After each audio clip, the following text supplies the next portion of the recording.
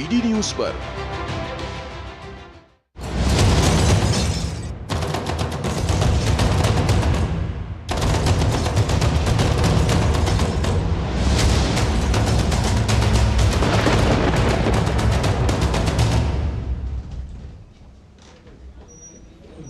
नमस्कार, 5 की पंचायत में आपका स्वागत है। मैं हूं प्रखर श्रीवास्तव।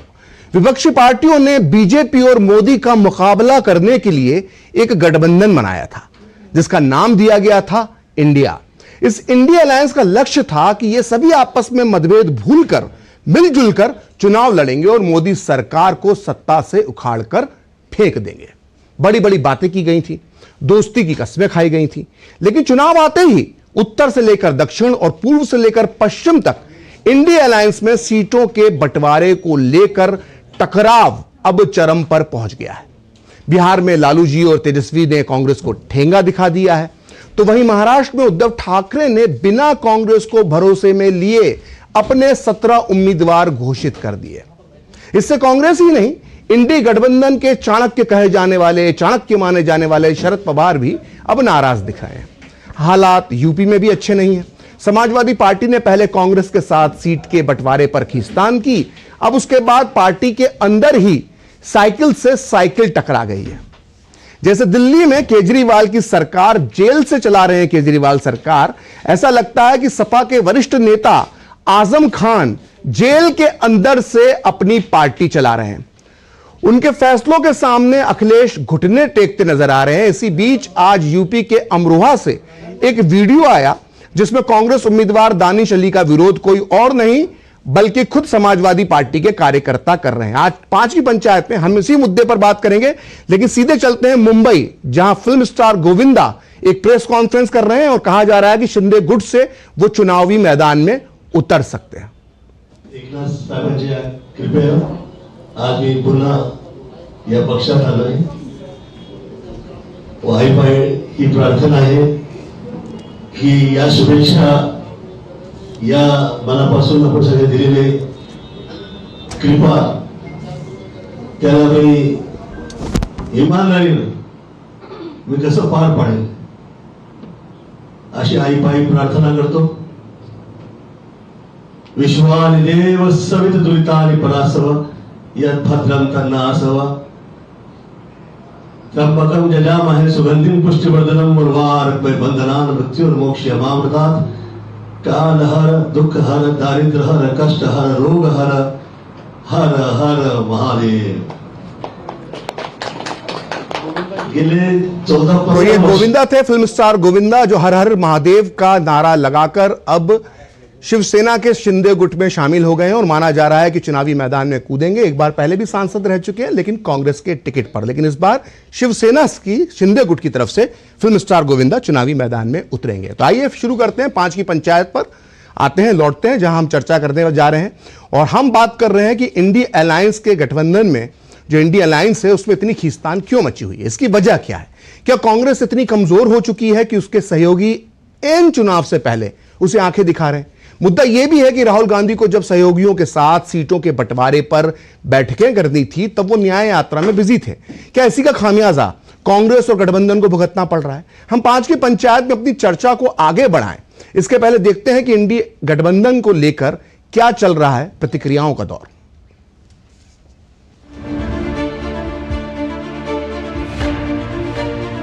जब मैं ये आह्वान कर रहा हूं तो निश्चित तौर पर कांग्रेस का जो कैडर है, जो मेरे से जुड़े हुए जो लोग हैं, वो सारे के सारे लोग शिवसेना के इस कैडर का, शिवसेना के इस उम्मीदवार का विरोध करेंगे। और सिर्फ कैडर ही नहीं, कांग्रेस के कार्यकर्ता नहीं, कांग्रेस को मानने वाले मतदाता भी इस खिचड़ी चोर के लिए काम नहीं करेंगे, उसको वोट नहीं देंगे, ऐसी मैं घोषणा कर रहा हूं।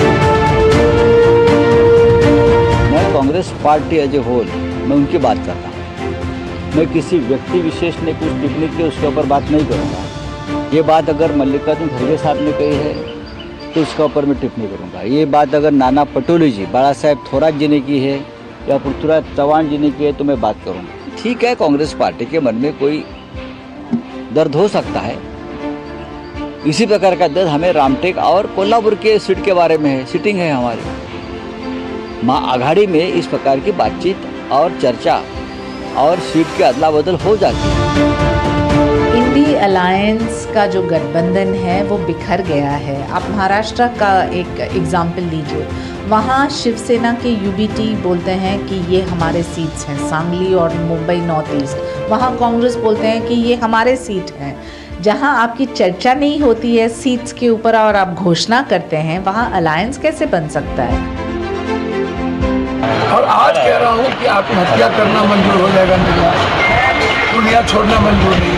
मैंने परिवार को भी कह दिया, मैंने मैडम से कह दिया, अपने बच्चों से कह दिया, ये सब कुछ मेरा तन मन सब कुछ समर्पित है।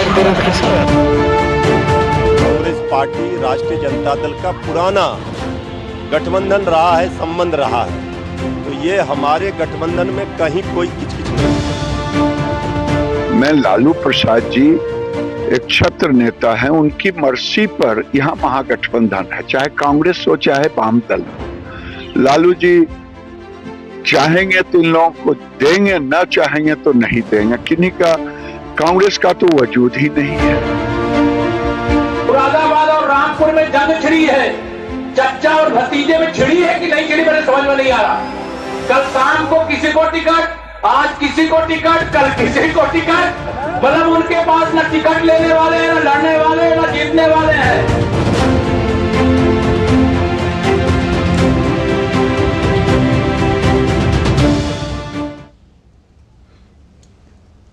तो क्या इंडिया अलायंस में मची ये खींचतान खत्म हो जाएगी या आगे ये आपसी लड़ाई और भी आगे जाएगी? और इस खींचतान की वजह क्या है? इन्हीं सब मुद्दों पर बात करने के लिए हमारे साथ मौजूद हैं कुछ खास मेहमान। हमारे साथ जुड़ चुके हैं धनंजय गिरी जो प्रवक्ता हैं बीजेपी के, इसके अलावा हमारे साथ जुड़ चुके हैं ज्योति कुमार सिंह जो प्रवक्ता हैं कांग्रेस के, वहीं प्रोफेसर धर्मेंद्र यादव प्रवक्ता समाजवादी पार्टी हमारे साथ जुड़ चुके हैं, आरजेडी के प्रोफेसर अनवर पाशा भी हमारे साथ जुड़ चुके हैं और साथ ही राजनीतिक विश्लेषक के तौर पर हमारे साथ मौजूद हैं सूर्या मैथिल जी। मैं अनवर पाशा जी आपके साथ चर्चा की शुरुआत करना चाहूंगा क्योंकि सबसे मजबूत इंडिया अलायंस में जो गठजोड़ लग रहा था दो पार्टियों का, वो लग रहा था कांग्रेस और आरजेडी का, लेकिन पूर्णिया से तो धोखा दे दिया आपने। अचानक जो है वीमा भारती को उठा दिया, पप्पू यादव उधर उम्मीद लगाए बैठे थे कि वो यहां से, अब तो वो कह रहे हैं कि मैं दुनिया छोड़ दूंगा लेकिन पूर्णिया नहीं छोड़ूंगा।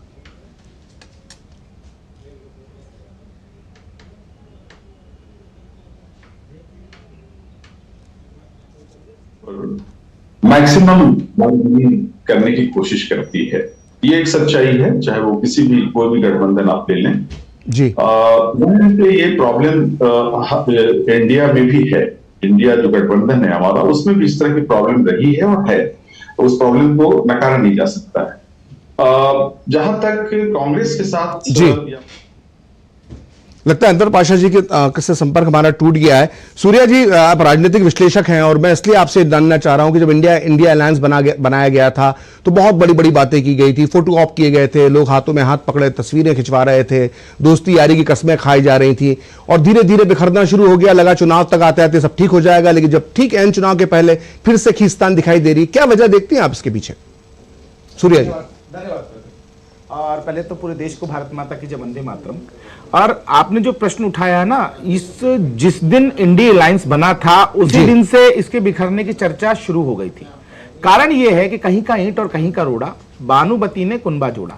ये स्थिति इंडिया अलायंस के साथ थी, जिनके जमीन पर जो एक दूसरे के खिलाफ चुनाव लड़ रहे थे, चाहे आप विगत विधानसभा चुनाव भी देख लीजिए, वहां भी वो एक दूसरे की टांग खींच रहे थे। समाजवादी पार्टी और कांग्रेस को ही ले लीजिए, कौन अखिलेश वखिलेश, और उसके अलावा अखिलेश जी का स्टेटमेंट कि भैया झुट्टा पार्टी है, चोर पार्टी है। जब इस प्रकार की क्लैशेस इस गठबंधन में जमीन पर थे तो ऊपर तो ये बिखराव आना ही था।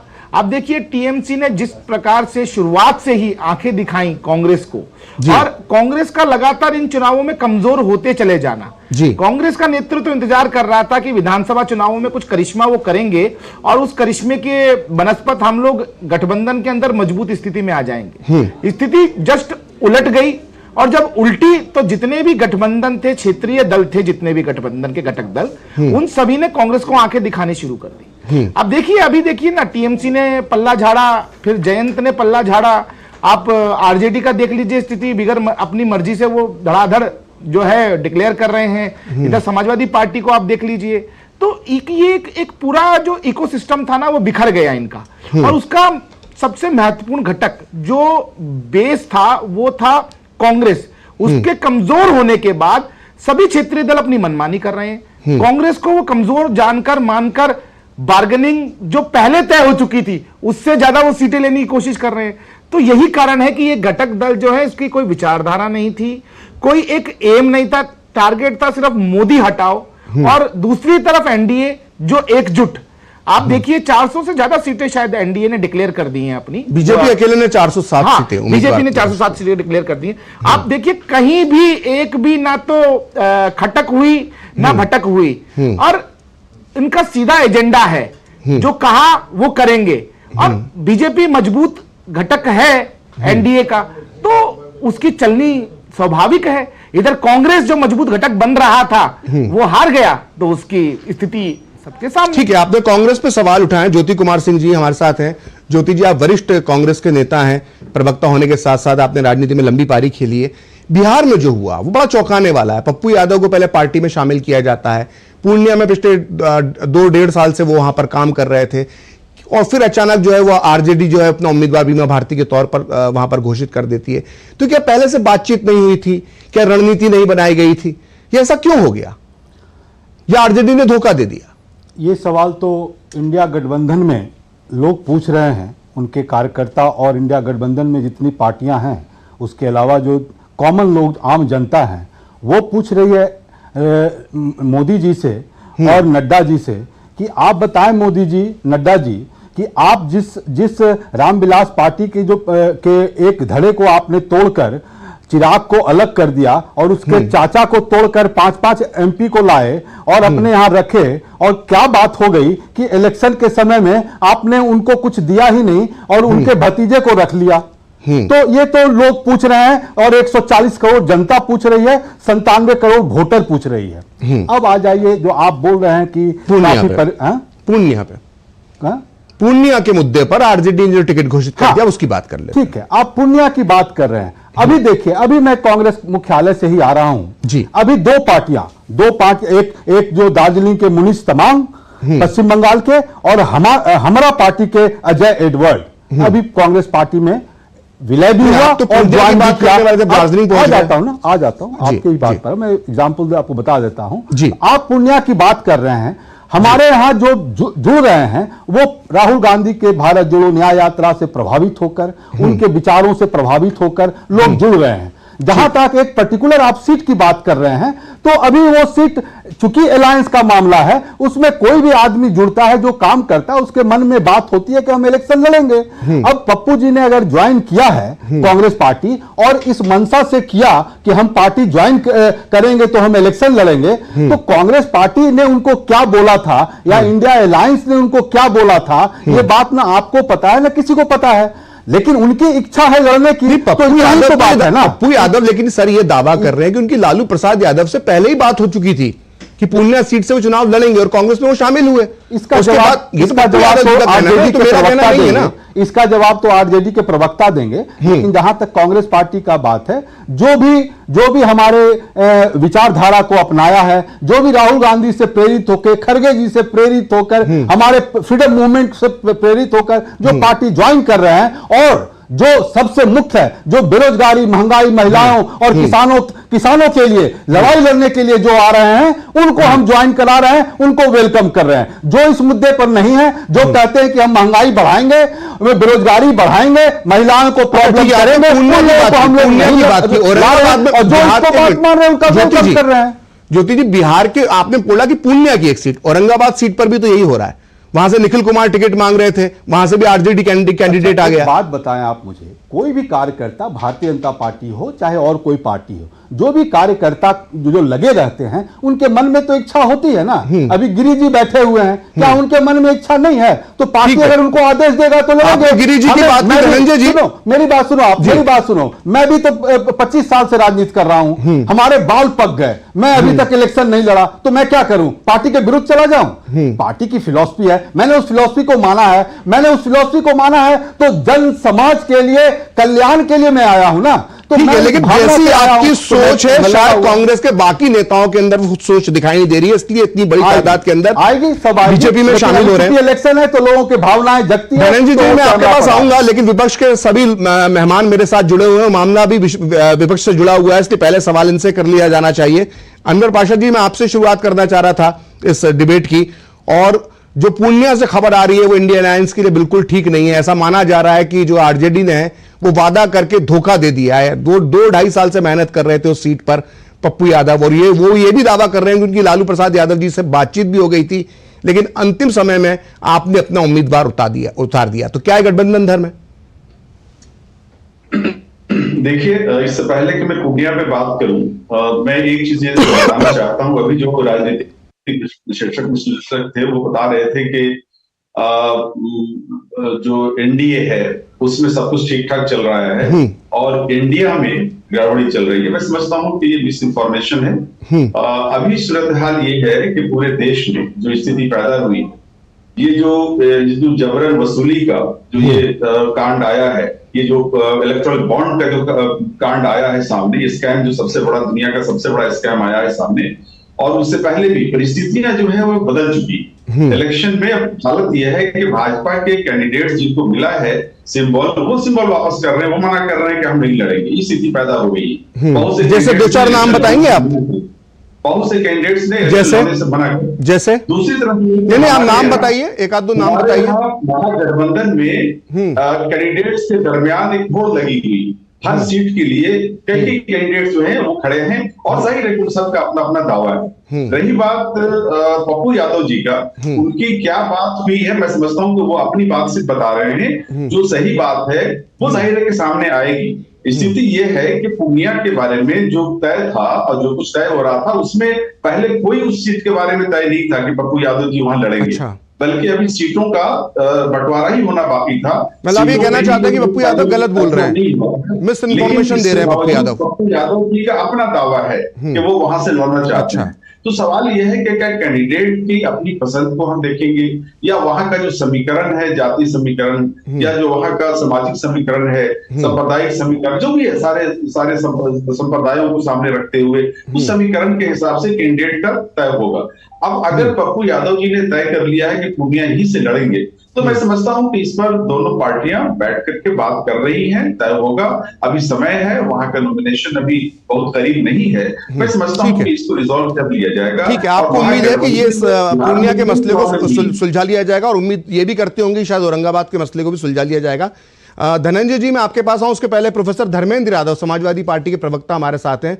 धर्मेंद्र जी, एक बड़ी अजीब किस्म का वीडियो आज सामने आया। हमने देखा कि अमरोहा में जो कांग्रेस के कैंडिडेट हैं कुंवर दानिश अली, उनके वो एक समाजवादी पार्टी के कार्यकर्ताओं के साथ बैठक दे रहे थे, और उसी बैठक में समाजवादी पार्टी के कार्यकर्ताओं ने दानिश अली का विरोध करना शुरू कर दिया, और यहाँ तो दोस्ती की बातें हो रही थी बड़ी बड़ी, और अब ये क्या हो रहा है अचानक? प्रखर जी, ये राजनीति है और राजनीतिक उत्सव चल रहा है। आपने मोदी जी की रैली में भी सुना होगा। ये उत्सव चल रहा है कि दंगल चल रहा है? नहीं, उत्सव चल रहा है। आप दंगल समझते होंगे, दंगल दिखाई दे रहा है सर, इसलिए हम बोल रहे हैं। वो दंगल नहीं है, उसको दंगल नहीं कहते। आप कम से कम लोकतंत्र को समझिए। मोदी जी की रैली में अखिलेश यादव जिंदाबाद के नारे भी लगते हैं, तो वो राजनीति का हिस्सा है और लोकतंत्र का हिस्सा है। जिस बात को आप बता रहे दंगल चल रहा है, दंगल दरअसल भारतीय जनता पार्टी के एनडीए गठबंधन में चल रहा है। अच्छा। आपने खुद बताया 407 प्रत्याशी भारतीय जनता पार्टी ने घोषित किए हैं, और भारतीय जनता पार्टी के पिछली बार 303 प्रत्याशी जीते थे। 330 पार्लियामेंट मेंबर ऑफ पार्लियामेंट में से 100 से ज्यादा मेंबर ऑफ पार्लियामेंट का टिकट भारतीय जनता पार्टी ने काटा। उसको हम ऐसे कह सकते हैं कि नॉन परफॉर्मिंग पार्लियामेंटेरियन है वो लोग, जिन्होंने परफॉर्म नहीं किया। एसटी हसन का टिकट क्यों काटा? सुन लीजिए, आपने एसटी हसन को टिकट देकर नामांकन के आखिरी दिन पहले 6 घंटे पहले उनका टिकट काट दिया। ठीक है, मान लिया आपकी बात। एक का टिकट काटा, इन्होंने 100 का काटा। कितना गुना उन्होंने गड़बड़ किया बताइए। अगर आपके 100 पार्लियामेंटेरियन जाकर परफॉर्म नहीं कर पाते, आप टिकट काट देते हैं। आपको तो कुल 60 सीटों पे तो चुनावी लड़ना है, 55-60 सीटों पर। तो सुनिए तो पहले, अब आप सुनिए तो पहले। 300 लोगों में से 100 लोग आपके नॉन परफॉर्मिंग है, तो आप इस बात को समझिए। ये घमासान है क्या है, ये गृह युद्ध है क्या है, बताइए मुझे। ये 5 का पंचायत है क्या है, जो है बताइए। और सुनिए, भारतीय जनता पार्टी की स्थिति ये है कि इनके पास प्रत्याशी नहीं है। 25 प्रत्याशी ऐसे हैं जो बड़े नेताओं के बेटों को दिए हैं परिवारवाद करते हुए। 12 प्रत्याशी ऐसे हैं जो घोषित, उसको बता रहा हूं मैं। प्रोफेसर यादव, अब समाजवादी पार्टी के प्रवक्ता परिवारवाद की बात करेंगे तो थोड़ा सा देख लीजिए। दर्द नहीं होना चाहिए। देखिए, ये भारतीय जनता पार्टी की तरफ से आप लेते तो अच्छी बात थी। मुझे तो हंसी आ रही है, मतलब अगर समाजवादी पार्टी का प्रवक्ता अगर परिवारवाद की बात करे तो इससे हास्यास्पद क्या हो सकता है? आप सबको चुप करा के हंस लीजिएगा। आपको हंसी आ रही है तो हंसना कोई बुराई नहीं, ये लोकतंत्र है, इसमें कोई दिक्कत नहीं है। 25 बेटों को टिकट दिया, 12 अपने रिश्तेदारों को टिकट दिया, उसके बाद भी मन नहीं भरा इनका।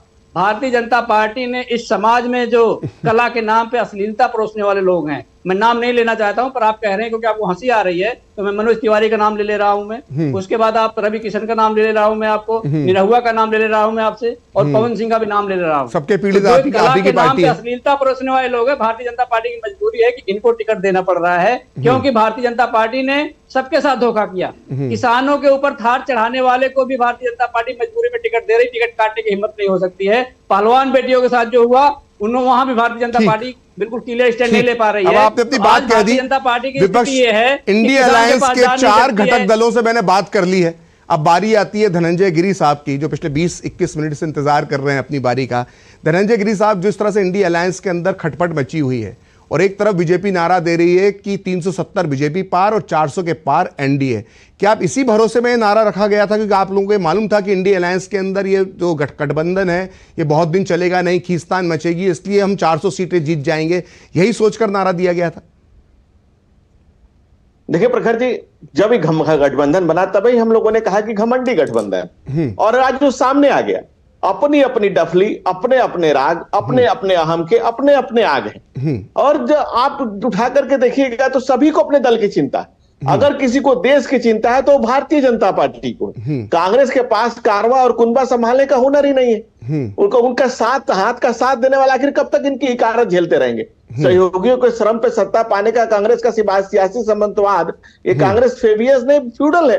दूसरी बात, जो क्षेत्रीय दल की बात कर रहे हैं, जो कहते हैं ना कि तुम खुद की खबर नहीं, अरब के बड़े आलिम जुनैद ने कहा जिन्हें खुद की खबर नहीं खुदा का पता बताते हैं। एक स्टेट में जिनके डबल डिजिट के सांसद ना है ना होंगे, वो लोग भी बता रहे हैं कि ये हो गया, वो हो गया, ऐसे हो गए, वैसे हो गए। अरे जिनके 2 टिकट जेल से तय हो गए, अदन गोडवी ने कहा है ना कि पक्के समाजवादी हैं, तस्कर हो या डकैत, कितना असर है खादी के उजले लिबास में।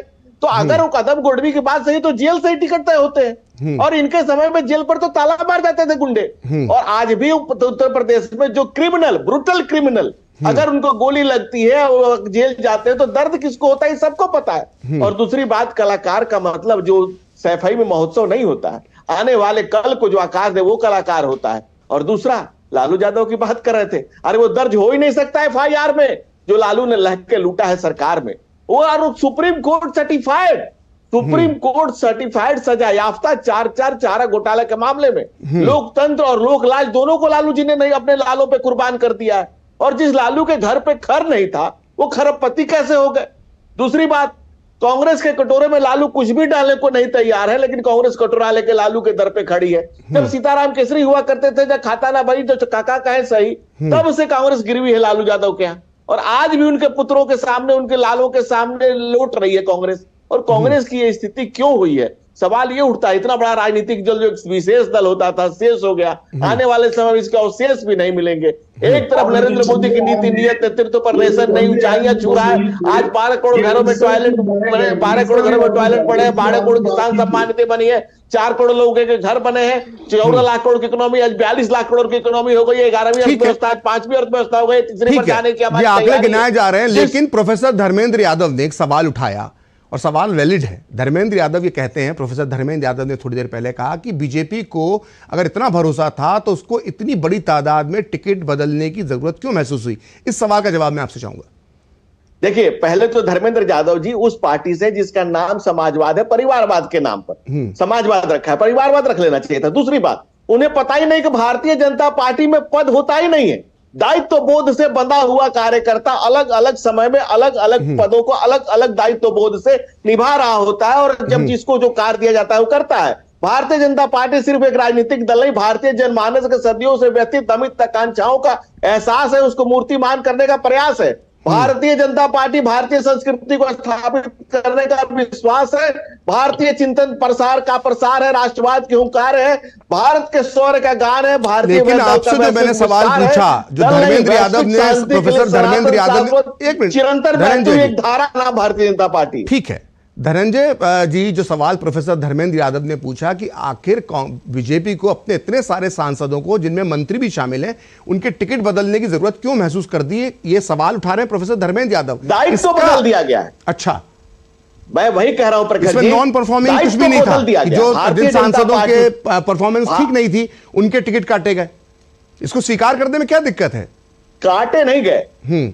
देखिए, इनके यहाँ टिकट मिलता होगा, कटता होगा, लटता होगा, झटता होगा, झपटता होगा। हमारे यहाँ दायित्व बोध से बंधे हुए कार्यकर्ता है, तपे तपाए कार्यकर्ताओं की दुनिया की सबसे बड़ा राजनीतिक दल ऐसे नहीं बना है। ये कार्यकर्ताओं के त्याग, तर्पण, अर्पण, समर्पण और संविधान में स्वयं को होम करने की ताकत से बना है। हमारे यहाँ कहा जाता है कि जो आदेश हो गया, संगठन में जो कहा वो करना है। अगर आपको जो दायित्व बोध दिया गया है, आप मुख्यमंत्री हैं तो मुख्यमंत्री हैं, आप पार्षद हैं, आप एमपी हैं, एमएलए हैं, और कल को आपको कह दिया जाए कि जाइए संगठन में दरी बिछाइए, तो आपको वो भी काम करना है। और प्रधानमंत्री आदरणीय नरेंद्र मोदी जी भी संगठन के विभिन्न पदों और दायित्वों का निर्वहन करते हुए आज इस ऊंचाई पर आकर के जब 303 सीट जीतने के बाद भारतीय जनता पार्टी के राष्ट्रीय कार्यालय में आते हैं तो क्या कहते हैं? भारतीय जनता पार्टी का कार्यकर्ता होना सबसे गर्व का विषय है और सबसे गर्व की बात। दूसरा, हमारे यहाँ कौन संजय निरुपम बाहर निकल के कहता है वो खिचड़ी चोर है?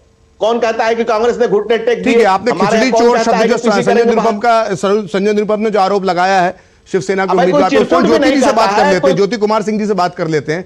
ज्योति जी, इस पूरे घटनाक्रम में, धनंजय जी एक मिनट, ज्योति जी, इस पूरे घटनाक्रम में जो लगातार हम इंडिया अलायंस के अंदर जो भी बदलाव होते रहे, लोग छोड़कर जाते रहे, आपसी खींचतान होती रही, उसमें कोई पीड़ित या विक्टिम नजर आई तो वो कांग्रेस नजर आई। चाहे बंगाल में अगर ममता हटी या हर जगह पे कांग्रेस को ही आंखें दिखाई जा रही हैं। और कांग्रेस जो एक समय सबसे बड़ा दल था भारतीय राजनीति का, आज उसका स्तर यह हो गया है कि वो लालू प्रसाद यादव जी के पास 8, 6, 7 इस तरह की सीटों की बात कर रहा है। ये आपका उसके मनपसंद सीटें नहीं मिल रही हैं। जो सीटों पे उसकी उम्मीदवारी थी, जो सोचते थे कि सीटें हम यहां पर अपने उम्मीदवार खड़ा करके कुछ अच्छा प्रदर्शन कर लेंगे, वो सीटें, बेगूसराय का उदाहरण ले लीजिए, आपने पूर्णिया औरंगाबाद को दे दिया, बेगूसराय सीपीआई ने अपना उम्मीदवार वहां से घोषित कर दिया, कम्युनिस्ट पार्टी ने, कन्हैया कुमार वहां से चुनाव लड़ना चाहते थे। तो कांग्रेस की स्थिति ऐसी कैसे हो गई है? ठीक है, आपने अपना परसेप्शन बताया, लोगों ने सुना, मैंने भी सुना। अब हमारी बात सुने आप बिल्कुल धैर्यपूर्वक। आप पहली बात तो मैं आपसे ये गुजारिश करता हूं और बड़ा विनम्रता से बोलता हूं, आप इंडिया अलायंस को इंडी अलायंस बोल रहे हैं, एनडीए अलायंस को एनडीए बोल रहे हैं, आप उसको एनडी काहे नहीं बोलते हैं? क्यों नहीं? मैंने अभी लेकिन आप क्योंकि विपक्ष के लोगों को डिमोलाइज करना है, आपके विपक्ष के गठबंधन को आपको डिमोलाइज करना है, इसलिए आप हिंदी बोलेंगे, आप हिंदी बोलेंगे, आप एनडी क्यों नहीं बोल रहे हैं? बताइए। सम्मान है आपके, जो आपका भी पूरा सम्मान है, पूरा विनम्रता पूर्वक मैंने अपनी बात रखा। मैं आपसे गुजारिश किया ना, मेरी बात सुन लीजिए, मेरी गुजारिश तो सुन लीजिए, मेरी गुजारिश सुन लीजिए। आपका तो बात सुना, आपने मेरे ऊपर आरोप लगाया, मेरी बात सुन लीजिए। मेरी इच्छा है मैं इंडी अलायंस बोलूं, I.N.D.I.A. बोलूं, ये मेरी इच्छा है। मेरी इच्छा पर आप सवाल नहीं उठाएंगे। बिल्कुल आपकी जो इच्छा है, बिल्कुल आपको जो इंडिया को बोलना है, नहीं, ये मुझे मजबूर नहीं दूरदर्शन कोई प्राइवेट लिमिटेड कंपनी नहीं है। नहीं, ये गलतफहमी आप दूर कर रहे हैं। दूरदर्शन में अगर आपका राइट है तो दूरदर्शन में मेरा भी राइट है, मेरा भी राइट है। इस बात को आप सुन लीजिए, आप सुन लीजिए मेरी बात को। अगर आपका राइट है तो मेरा भी राइट है, मेरा भी राइट है। अगर आप इससे इनकार करते हैं, आप इससे इनकार, आप बोलिए कि आपका राइट नहीं है, बोलूंगा, आप बोलिए, आप इंडिया अलायंस ही बोलूंगा। बताइए क्या कर लेंगे आप? मैं क्या कर लूंगा? आप ईडी बुलाइए, सीबीआई बुलाइए, पुलिस बुलाइए, मैं आपको ऑब्जेक्शन करूंगा, मैं ऑब्जेक्शन करूंगा। देखिए, अगर आप विपक्ष के लोगों को, आप विपक्ष के लोगों को आप बेइज्जत करने के लिए बुलाते हैं, कांग्रेस के लोगों को, इंडिया गठबंधन लोगों को बेइज्जत करने बुलाते हैं, तो आप बेइज्जत करते रहिए। लोग देख रहे हैं कि आप किस तरह विपक्ष के नेताओं को बुलाकर बेइज्जत करते हैं। आप इस तरह की बात नहीं बोल सकते। ये दूरदर्शन कोई प्राइवेट लिमिटेड नहीं है कि आप बोलेंगे जो मन करेगा वो बोलेगा। मैंने आपको विनम्रतापूर्वक बोला, आपसे विनम्रता नहीं करेंगे, मैं आपसे विनम्रतापूर्वक बोल रहा हूं। सीख कर अगर आप ये बोलना है यहां पर तय नहीं करेंगे। इसका जवाब दीजिए, आप पूछे, सुनिए मेरी बात सुनिए, मेरी बात सुनिए। ज्योति जी, आप लोगों के साथ दिक्कत ये है, सम्मानपूर्वक आप हमारे सरकार का जो गठबंधन उसको बोल रहे हैं, हमें भी आपको मौका मिल रहा है अपनी बात कहने का, आप छोटी बहस में पढ़ रहे हैं। इंडिया अलायंस है, ज्योति भैया अपनी बात रखिए, छोड़ी विषय पे आइए। देश देख रहा है, अपने विषय तो रखिए। सिंपल सा सवाल किया आपसे, तो आप इसमें आपको भड़कने की क्या? नहीं, आप तय नहीं करेंगे, आप तय नहीं करेंगे कि मुझे क्या बोलना है। किस लिए गुस्सा कर रहे हैं? जैसे मैं तय नहीं करूंगा कि आपको क्या बोलना है, आप तय नहीं कर सकते मुझे क्या बोलना है। नहीं, आप एक दूरदर्शन के प्रतिष्ठित एंकर कहीं का भी हूं, मेरा ये राइट है, एक पत्रकार के तौर पर मेरा राइट है। आप डिवेल कर रहे हैं, हनन होगा तो मैं आपसे सवाल नहीं, ये मेरी इच्छा में क्या लिखता हूं, ये मेरी इच्छा है, मेरा राइट है, मैं क्या बोलूंगा, ये आप तय नहीं करोगे। मैं, लेकिन मुझे अगर बुरा लगेगा, हमारे ठीक है, आप आरोप नहीं लगाएंगे, आप आरोप नहीं लगाएंगे।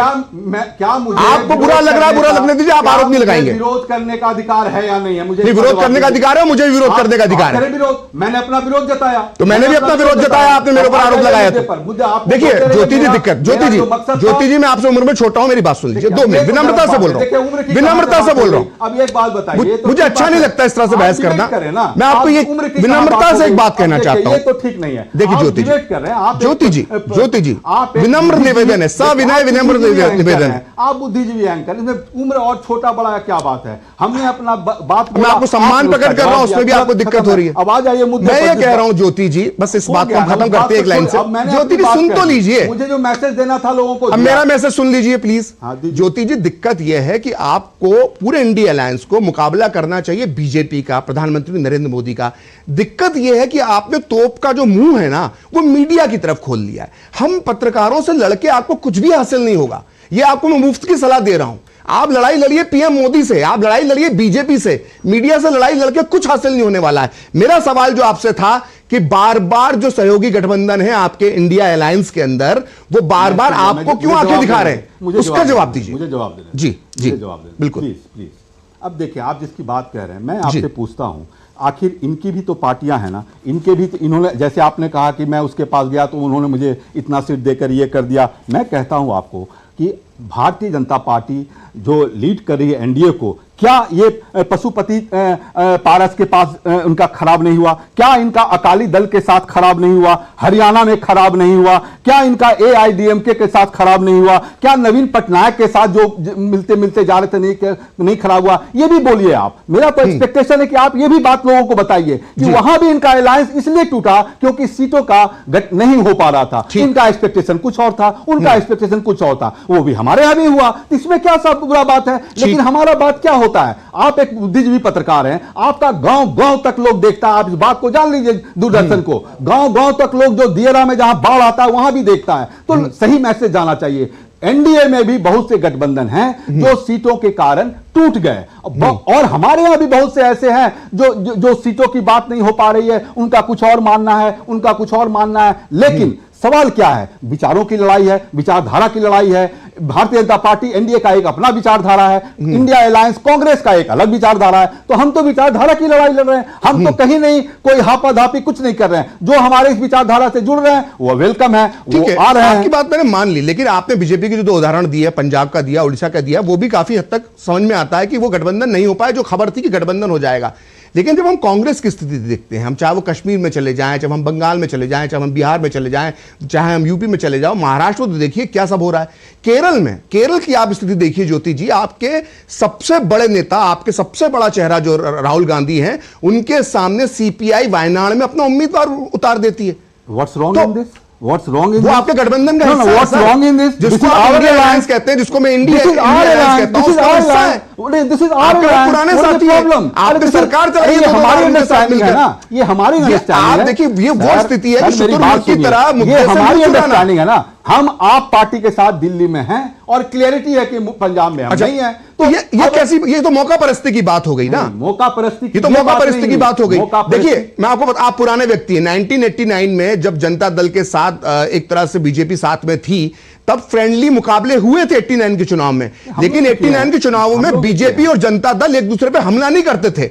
अगर आप पंजाब में फ्रेंडली फाइट के नाम से आप चुनाव लड़ें तो इसमें कोई बुराई नहीं है, लेकिन वहां पर हमले हो रहे हैं एक दूसरे पर। आप देखिए बिट्टू जी ने कांग्रेस छोड़ दी, तो ये आप ये मत कहिए कि यहाँ पर हम लोग मिलकर लड़ रहे हैं, वहां पे आप फ्रेंडली फाइट नहीं लड़ पा रहे हैं। जवाब देने दीजिए। अब आपने बोला बिट्टू जी ने छोड़ दिया, मैं अभी आते के साथ मैंने क्या बोला कि मैं press conference Congress office 24 road पर था, पवन खेरा जी उसका ज्वाइनिंग करा रहे थे, उसमें राम टहल चौधरी कौन है, मिस्टर पटेल जो बीजेपी के सिटिंग एमएलए थे वो जीत गए, हजारीबाग के थे, समय कम बचा है, हमारा नाम लिया कांग्रेस का, तो बीजेपी का भी नाम ले, कांग्रेस का नाम तो टूट कर आए हैं। 150 साल पुरानी पार्टी बार-बार नाम कैसे नहीं आएगा? 125 साल पुरानी पार्टी नाम तो आएगा ना। भला आपको अजीब लग रहा है कांग्रेस का नाम हमारा? तो बड़ी हैरत की बात है। मैथिल जी, सूर्या मैथिल जी तरीके से ले रहे हैं तो हैरत हो रही है, आप पॉजिटिव तरीके से लेना। सूर्या मैथिल जी मूवमेंट की पार्टी थी, आप बात करें कि देश को आजादी दिलाई थी, दूरदर्शन जब बना था तो कांग्रेस की सरकार थी, आप इस तरह की बातें करें।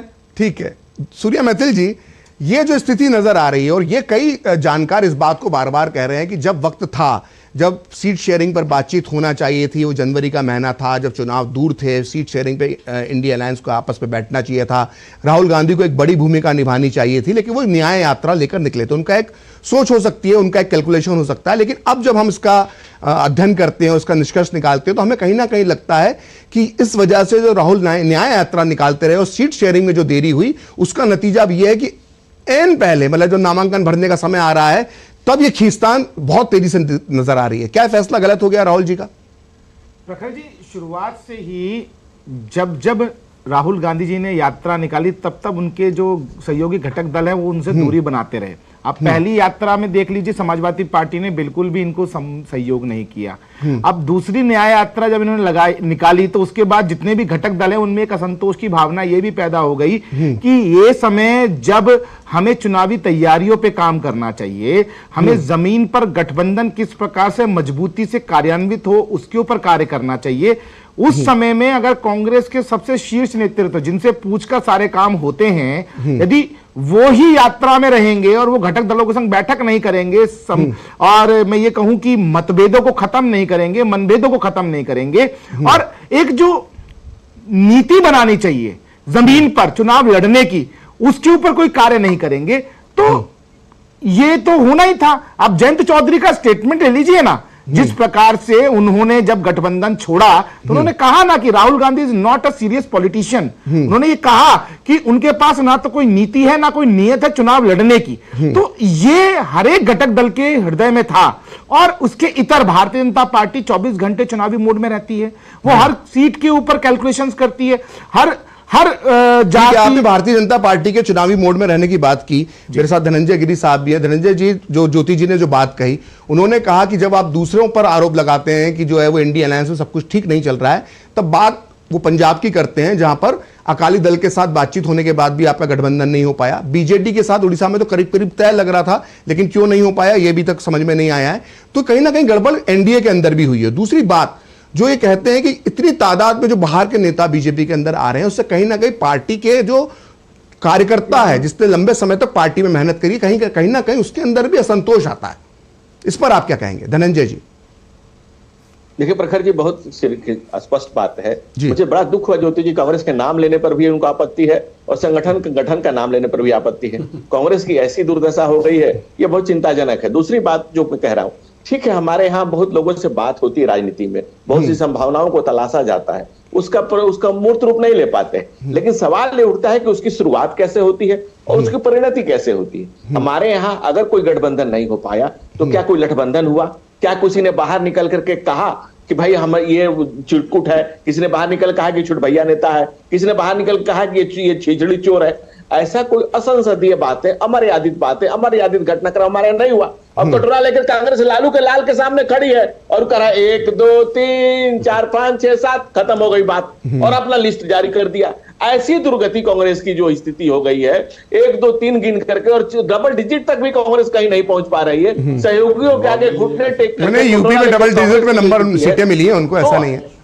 देखिए ऐसा है प्रखर जी, जो उसकी परिणति कैसे होती है। अब जैसे यूपी में समाजवादी पार्टी और कांग्रेस का गठबंधन हुआ, और जिस दिन इलेक्शन का रिजल्ट आया, दोनों लड़के कहां गए चले गए, एक दूसरे से कभी मिले ही नहीं। कभी हाथी का साथ कमा, और इलेक्शन का रिजल्ट आया, बहन जी से बुआ जी से बबुआ जी का इतना ऐसा दुरा हुआ। तो किसी चीज की परिणति कैसे होती है? हमारे यहाँ कहते हैं अंत भला तो सब भला। कांग्रेस के यहाँ दूसरे सहयोगी दल लिस्ट निकाले जा रहे हैं, और कांग्रेस करिए क्या कर दिया, ये क्या कर दिया। ये ऐसी स्थिति हमारे यहाँ नहीं है। हमारे यहाँ जो भी गठबंधन में सहयोगी दल आ रहे हैं या अथवा नहीं आ रहे हैं, लेकिन सम्मान एक दूसरे का, असहमतियों का सम्मान ही लोकतंत्र है। और हमारे पुरखों ने असहमतियों की, लेकिन पशुपति जी के लिए क्या कहेंगे, एलजीपी के लिए क्या कहेंगे? उसी का उदाहरण जी देखिए, पशुपति जी की स्थिति जो है, हमारे यहाँ चिराग जी के साथ अलायंस हुआ, उन दोनों का हम लोगों ने भरपूर प्रयास किया कि अलायंस हो जाए। उनके घर की बात थी, वो नहीं अलायंस हो पाया, ये वो लोग बेहतर बता पाएंगे। अब ज्योति जी हरियाणा का भी जिक्र कर रहे हैं, वो पूछ रहे हैं हरियाणा में भी अलायंस नहीं हो पाया। नहीं, हरियाणा की भी बात बता देता हूं। हरियाणा में भाई साहब, हरियाणा में हमारी सारी सीटें जीती हुई थी। हमारी जीती हुई सीटें से हमारे सहयोगी मांग रहे थे। हमारी स्थिति ऐसी नहीं थी कि हम उसमें से सीट दे पाए। हमारा उनके साथ स्टेट में अलायंस था, केंद्र का कोई अलायंस उनके साथ नहीं था। ठीक है ज्योति जी, देखिए मैंने आपके दोनों सवाल जो है धनंजय जी से पूछ लिए, मुझे लगता है अब आपको नाराजगी नहीं होगी। प्रोफेसर धर्मेंद्र यादव कुछ कहना चाहते हैं। जी धर्मेंद्र जी। प्रखर जी, धनंजय भाई सीनियर प्रवक्ता हैं और कटोरे का बड़ा पुराना रिश्ता इनका लगता है, मुझे ऐसा लगता है, क्योंकि बार बार कटोरे की बात करते हैं। शायद इनकी याददाश्त मेरे ख्याल से कमजोर है या फिर शॉर्ट टर्म मेमोरी लॉस की प्रॉब्लम हो सकती है। ओम प्रकाश राजभर जी ने मुख्यमंत्री योगी आदित्यनाथ को बोला कि मैं उनको वहां भेजूंगा जहां भीख मांगने की ट्रेनिंग दी जाती है। तो मुझे लगता है उसी कटोरा की बातें बार बार कर रहे हैं। वो कटोरा इनके जहन से जा नहीं रहा है।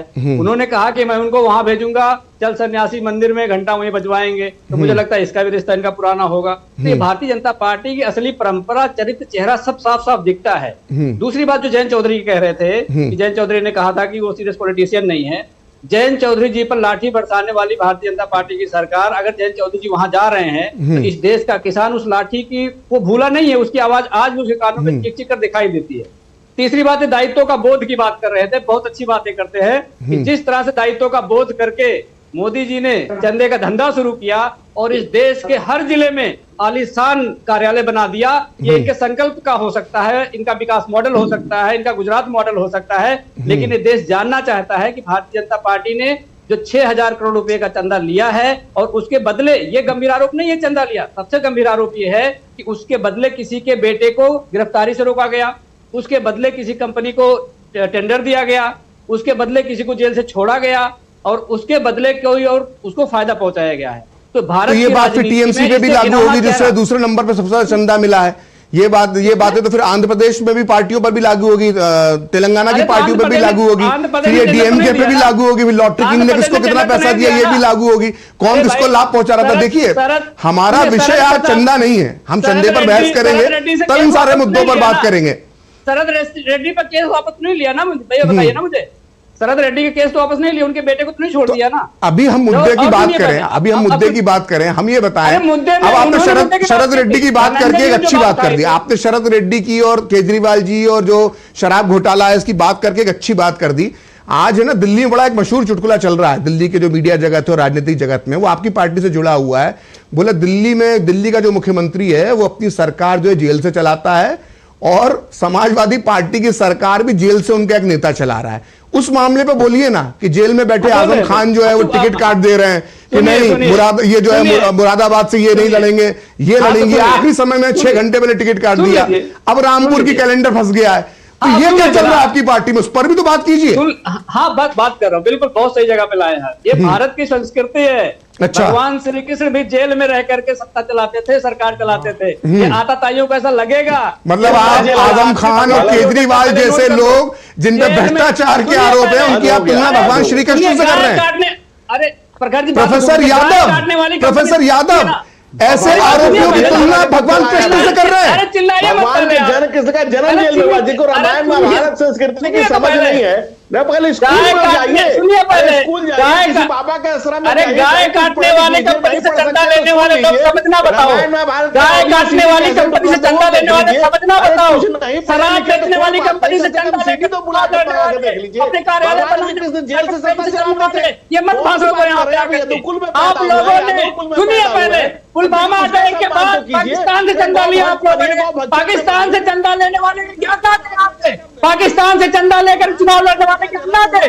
पाकिस्तान से चंदा लेकर के चार्टर्ड प्लेन से चलने वालों की ना इस धरती के सबसे, दुनिया के सबसे विराट फलक पर जो भगवान श्री कृष्ण है, आप मथुरा कभी जा नहीं सकते, वहां जाने में आपको प्रॉब्लम है। भगवान कहे कि भगवान श्री कृष्ण की जन्मस्थली मथुरा को खाली करो, मथुरा को अधिकारियों से मुक्त करो, ये बोलने में आपको दिक्कत है, बल्कि आप उनको जेल में रखने के पक्षधर है। और खुद भाई आप लोग जेल जाने वाले लोग हैं, ठीक बात है, लेकिन अब भगवान श्री कृष्ण को जेल क्यों भेजना है भाई? और कुछ तो लाज शर्म रखिए, जिस स्कूल में पैदा हुए स्कूल का सम्मान करिए, और कुछ नहीं तो कम से कम राजनीति तो आएगी जाएगी, तो आगे राजनीति वाला बना, लेकिन आप लाज शर्म कुछ तो रखिए, जिस स्कूल में पैदा हुए स्कूल का मान तो रखिए, कुछ तो लाज शर्म रखिए धर्मेंद्र जी, कुछ तो लाज शर्म, कुछ तो हया रखिए, कुछ तो हया रखिए। भगवान कृष्ण के नाम पर गलत बात करना, गंदी बात करना, गलत बात करना, ठीक है आप पढ़े लिखे नहीं, मैं समझ गया, कॉलेज नहीं गए कोई बात नहीं है, गीता नहीं पढ़ी है कोई बात नहीं है, लेकिन सीडी कैसेट तो लाके देख सकते हैं ना, सीडी कैसेट देख लीजिए, अनेक बन चुके हैं, अनेक भगवान कृष्ण के जन्म पर सीडी कैसेट बन चुका है, सीरियल बन चुके हैं, कुछ तो देख लीजिए। एक मिनट आप दोनों से निवेदन है, एक एक करके बोले। देखिए प्रोफेसर धर्मेंद्र यादव, आप दूरदर्शन के मंच पे बैठे हुए हैं, किसी भी धार्मिक पर किसी को गलत बोलने का, किसी भी धार्मिक मान्यताओं पर इस तरह की टिप्पणियां देना ये ठीक नहीं है। देखिए ये किसी भी देवता से, भगवान से, किसी व्यक्ति की तुलना और इस तरह की टिप्पणियां, धार्मिक मान्यताओं को लेकर टिप्पणियां करना ठीक नहीं है। आप तो स्वयं यदुवंशी हैं, आप तो स्वयं यदुवंशी, आपको इस बात का ध्यान रखना चाहिए। हम इस बात को यहाँ पे खत्म करते हैं, इस बात को हम खत्म करते हैं। मेरा सवाल ये था, मेरा ये सवाल था, धर्मेंद्र जी छोड़ दीजिए, बात हो गई वो पूरी बात, समय कम है, हम मुद्दों की बात कर लें। देखिए मेरा सवाल ये था, अभी आपको नजर आ रहा हूं अनवर साहब, बस आप ही के पास आने वाला था मैं, अनवर साहब आप ही के पास आने वाला था, अनवर साहब बस आप 2 मिनट में आपके पास ही आने वाला था। धर्मेंद्र जी ये बताइए कि एक आपके जो पार्टी के अध्यक्ष हैं अखिलेश, वो इतने लाचार हो गए हैं कि जेल में बंद एक वरिष्ठ नेता के सामने जो है वो जेल में मिलने जाते हैं, टिकट बदल जाते हैं, टिकट आखिरी समय में सब चेंजेस हो रहे हैं, बाहर से उम्मीदवार, ये सब ये क्या पकड़ खोती जा रही है समाजवादी पार्टी की पे? जो उनकी पकड़ थी अखिलेश की, वो पकड़ खोते जा रहे हैं क्या? प्रखर जी समाजवादी परंपराओं और दोस्ती को निभाने वाली पार्टी है। जब कल्याण सिंह जी का अपमान भारतीय जनता पार्टी ने किया था, तब भी आदरणीय नेताजी ने उन्हें सम्मान देने का काम किया था। तो भारतीय जनता पार्टी जितने को अपमानित करेगी, सबको सम्मान देने का काम समाजवादी पार्टी करेगी। और जो आप ये बता रहे हैं कि टिकट कट गया, एसटी हसन साहब का तो सम्मान कर लेते हैं आप, बात सवाल का जवाब नहीं देना चाहते।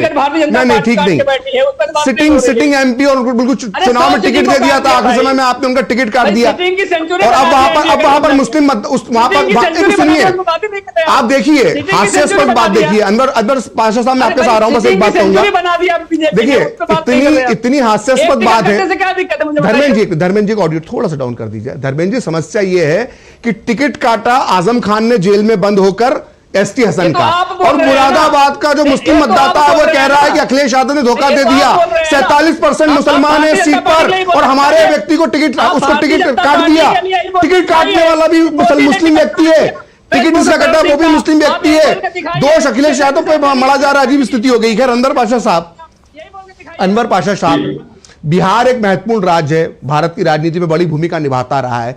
हम कब तक ये उम्मीद करें कि कांग्रेस और आपके बीच में जो है वो सीटों का गठबंधन हो जाएगा? कौन सी सीटें जाएंगी, कौन सी सीटें कांग्रेस को मिलेंगी, कितनी मिलेंगी? झारखंड में कांग्रेस, आखिर ये बातचीत कितनी लंबी क्यों खिंच रही है? क्योंकि इससे असंतोष ही उभर रहा है। क्योंकि मैंने 3 सीट की बात की, पूर्णिया की, बेगूसराय की और उसके बाद औरंगाबाद की, तो ये जितनी जल्दी हो जाए उतना बेहतर है आप दोनों दलों के लिए। जी प्रखर जी, मैं इस पे आऊंगा। मैं बस 2-3 सेंटेंस में ये भी कहना चाहता हूँ कि अभी नोमेनक्लेचर को लेकर के, नामकरण को लेकर के बात हो रही थी ज्योति जी के साथ। अब सर वो बात खत्म हो गई, उतनी देर हम आगे निकल के, छोड़ दीजिए, क्या मतलब है? सुन लीजिए, मैं आपसे ये कहना चाहता हूँ कि आज जो चुनावी बॉन्ड है उसके नाम पर जो जबरन वसूली की गई है, और जबरन वसूली करके दुनिया की सबसे अमीर पार्टी बन गई है भारतीय जनता पार्टी, सबसे भ्रष्ट पार्टी बन गई भारतीय जनता पार्टी। और उस पार्टी का नाम हम लोग कह रहे हैं कि अडानी अलायंस, इंडिया नहीं अडानी अलायंस उसे कहा जाता है। दुनिया की सबसे बड़ी पार्टी, सबसे अमीर पार्टी, अडानी अलायंस पार्टी। अब सर उसमें क्या हो रहा है अनवर जी की आपकी पार्टी को पीडीए कहा जा रहा है ना, परिवार डेवलपमेंट अथॉरिटी, समाजवादी पार्टी और आपकी पार्टी को, ये तो नामकरण है। कोई लोकतंत्र नहीं है, जो है वो तानाशाही है। एक पार्टी जो डिक्टेट करेगी, सारी छोटी छोटी पार्टियां उसको फॉलो करेंगी सर झुका करके। ये फर्क है इंडिया अलायंस में और एनडीए में। ठीक, ये फर्क है। एनडीए की सारी पार्टियां अपना अस्तित्व रखती हैं, मजबूती के साथ अपनी दावेदारी पेश करती हैं और वो डेमोक्रेटिक तरीके से अपने विचारों को व्यक्त करती हैं और सीटों को लेकर आ रहा हूं आपके पास, एक मिनट।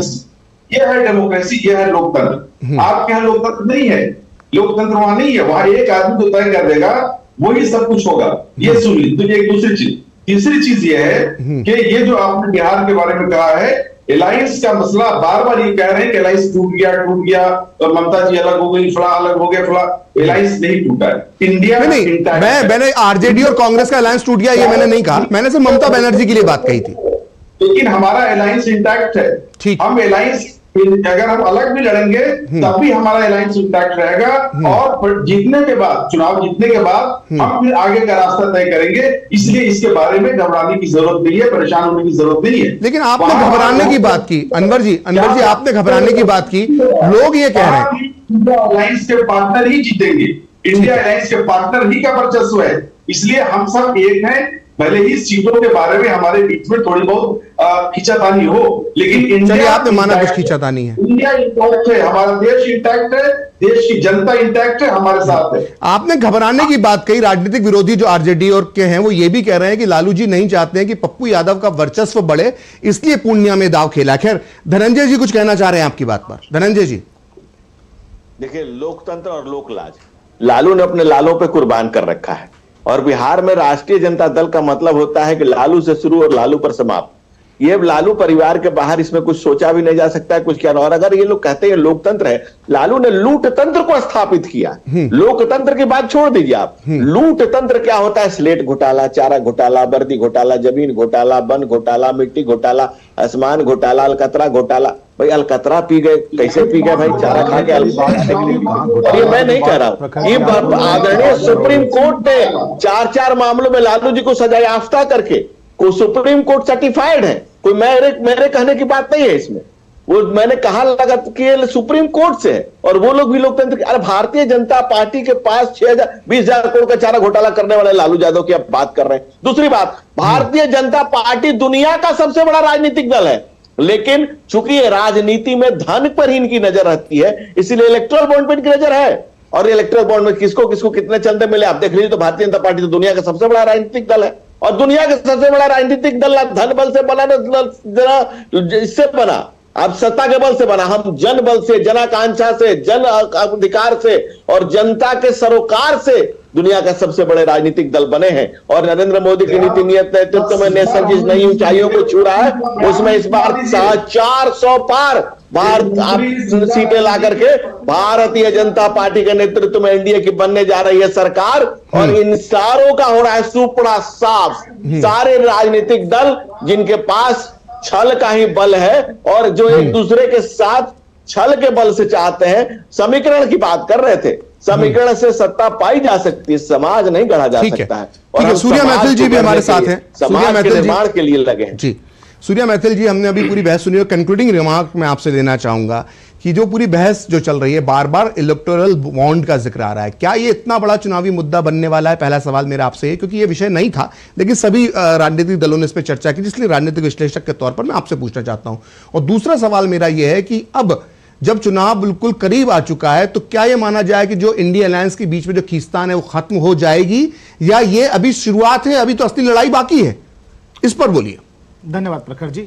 और पहला जो आपने मुझसे प्रश्न किया इलेक्टोरल बॉन्ड का, तो मैं आपको ये बताना चाहता हूं कि इसका जो नुकसान नहीं, फायदा भारतीय जनता पार्टी को मिलने जा रहा है इन चुनावों में। कैसे?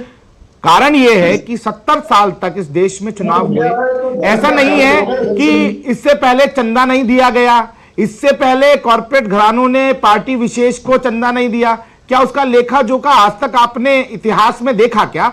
लेकिन भारतीय जनता पार्टी ये साहसिक निर्णय लेके आई और उन्होंने ये भी तय करवाया कि जो खरीदेगा उसका भी वहां पर डिटेल्स होना चाहिए और जो बुनाएगा उसकी भी डिटेल्स होनी चाहिए। ठीक। तो मुझे तो लगता नहीं कि इसके अंदर कहीं भी कोई भी परेशानी किसी को आनी है, क्योंकि व्हाइट मनी है, बैलेंस शीट्स में क्लियर किया गया है।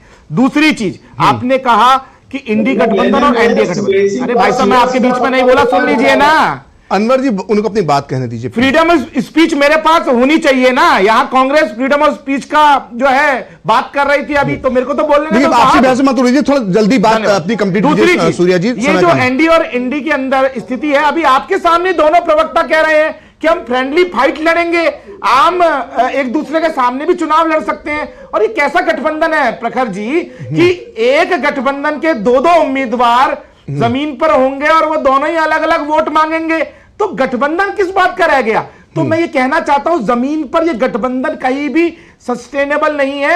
आपने देखा था 19 के अंदर भी, आपने देखा था 24 के अंदर। ठीक है सूर्या जी, समय का अभाव है, समय का अभाव है, मैं आपको यहां पे रोकना चाहूंगा। आप सभी मेहमानों का बहुत बहुत धन्यवाद। ज्योति कुमार जी आपका बहुत बहुत धन्यवाद, सूर्या जी आपका धन्यवाद, प्रोफेसर यादव और धनंजय जी आप सभी का बहुत बहुत धन्यवाद। तो अभी हमने जो चर्चा सुनी है उसका सार क्या निकला क्या नहीं निकला ये आपको तय करना है। और ये सबसे बड़ा सवाल है कि अभी तो चुनाव की शुरुआत हुई है और ये जो खींचतान है, चाहे वो इंडिया अलायंस में हो या एनडीए के ऊपर जो आरोप लग रहे हैं उसकी खींचतान हो, ये चुनाव के साथ खत्म होगी या और बढ़ती जाएगी, ये इसका जवाब जो है वो समय के गर्भ में ही छुपा हुआ है। तो फिलहाल 5 की पंचायत में इतना ही। देखते रहिए डीडी न्यूज़।